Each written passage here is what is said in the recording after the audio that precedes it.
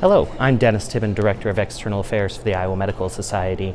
We're coming to you from the Iowa House again this week for your Week 4 legislative update. This week, the big news is passage on the House side of our tort reform legislation. On Wednesday, we had a very packed subcommittee hearing where the bill passed out of subcommittee by a narrow 2-to-1 margin. The piece of legislation now moves to the full Judiciary Committee, where its path is substantially more uphill. If you haven't reached out to your House members, please do so immediately. It is important that they hear from local physicians and local clinic administrators. Also this week, we saw discussion over on the Senate side of another legislative priority of IMS. A Senate subcommittee hearing was held on the legislation to expand out the Rural Physician Loan Repayment Program.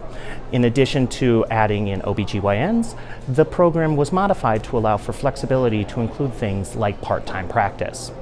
Over on the House side, we saw two pieces of legislation considered this week in subcommittees, which would diminish the vaccination policy of the state of Iowa. IMS opposes both and was joined by a number of patient and provider advocates in opposition to the legislation. Check this week's Advocate for more information on all of these issues.